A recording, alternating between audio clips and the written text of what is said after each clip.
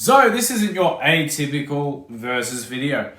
This is a comparison video to see how this guitar, the 60th Celebration Telecaster, aka the Old Pine Tele, aka also the Indiana Barn Tele, that was introduced 8 years ago, fares up against the all-new and almighty 70th Anniversary Broadcaster. Let's check them out. The specs. The Broadcaster here has a two-piece ash body, a very beautiful ash body mind you, one-piece maple neck, vintage Clouson tuners, or vintage spec tuners, custom shop pickups, which also shares the same spec with the Telecaster, for example, which has also custom shop pickups, but a different set. The physicalities of it has a black pick guard, same as the Tele. Three-way switch. It shares the modern Tele wiring. I have not changed it to Broadcaster blending circuit, whatever it's called. The dome knobs with the edging on the sides. Brass saddles, traditional Tele bridge. And then here's the real kicker. The Telecaster has different specs in terms of the neck profile and the woods. The body, I should say. And not to mention that the pickups, so in the Broadcaster you have the blackguard pickups, the 50-51 custom shop pickups. But in this bad boy, it doesn't have sort of 52 custom shop or anything like that. These are 1962 custom shop Telecaster pickups, which is very unusual because this is meant to be a 52 reissue. Well, that's just how what Fender decided at the time. Makes somewhat a sort of sense because the circuit in this particular Telecaster has what's known as the no-load tone circuit, or tone pot.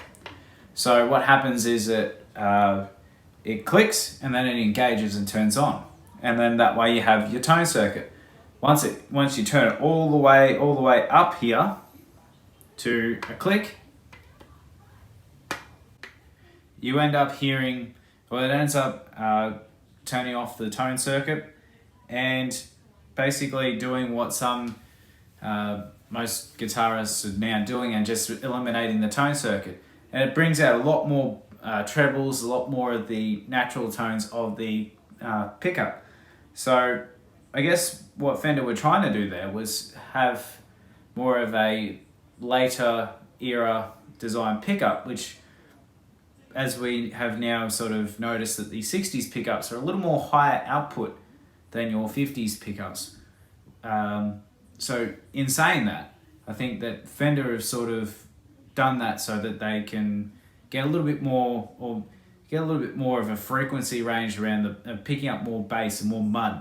Because naturally, what happens when you have more higher output pickups? They become a lot more muddier. So that's my hypothesis. Once I sort of engage the tone pot through the no-load tone, I'm assuming that this will be around about on the same par as the Broadcaster. The other specs are that the body on this is a two-piece pine from a 100-year-old pine barn, torn down in Indiana. And hey, it's Fender saying reduce, reuse, recycle. They made about 300 of these guitars. Only so many came to Australia though. The neck profile is sort of a U shape, but it's a skinny U shape. It's ridiculous. It's like that. The neck on the Broadcaster is a lot more fatter. So enough talk. I'm just going to play through a G chord on each pickup versus each other.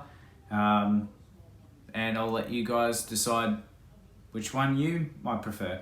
For the Telecaster, I'll also make sure that I've got the no-load tone disengaged so it's got the tone circuit on. So let's get to it.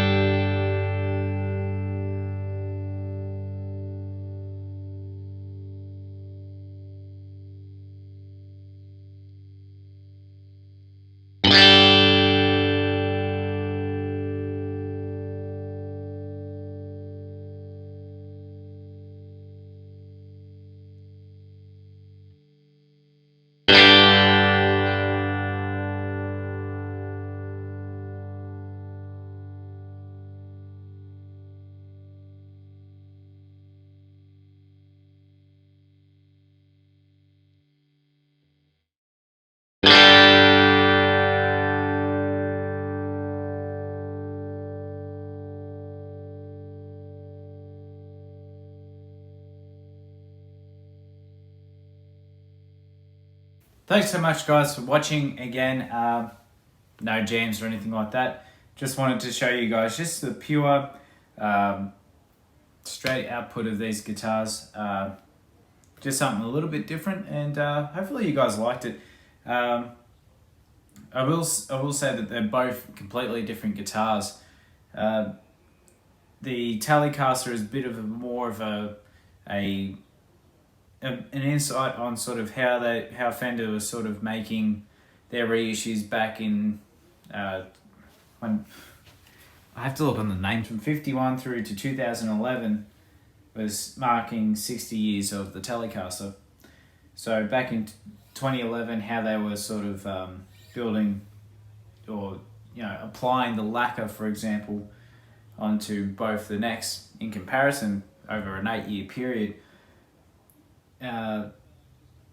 These finishes seem to be a lot more bulletproof, a lot more harder to sort of wear in, and apart from the actual white oil wash finish that they put on the bodies, which is relicking in itself.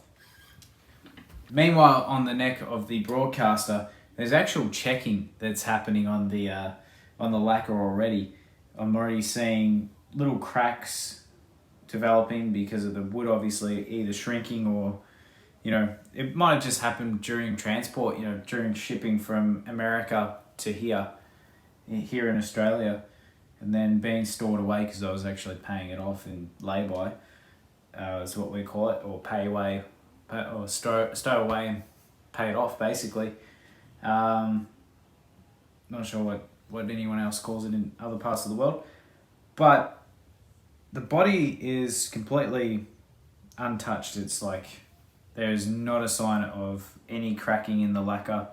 It's more in the neck, and it looks like as if it was like, made to be one of those Fender custom shop journeyman models, where they have very, very minute relicking on the guitars, where it's almost like as if it's been locked up in a closet since 1950. So, which is actually really cool. So if I had a really good opportunity, and I might take the opportunity to show it to you eventually, just some of the cracks in the lacquer, like it's really evident here on the fretboard, which is really cool. So between the two, they have their own, it sort of gives the Broadcaster, in terms of my collection of vast array of guitars that I have in my arsenal, its own story already. Make a grand entrance and tell the world how it feels, sort of thing. That's the best way I can describe it. It's pretty damn cool. So so it's a pretty cool Fender Friday over here in good old Melbourne, Australia, in stage 4 lockdown still. But hopefully it's brought some fun times to everyone else. Hope you enjoyed the video. Thank you so much for watching, and if you did like it, feel free to leave a like, and also subscribe. It helps the channel handsomely and a great deal. And most of all, I hope you guys are all staying safe out there. I know there's trying times, so thanks so much for watching, guys, and I'll see you guys around in the next video.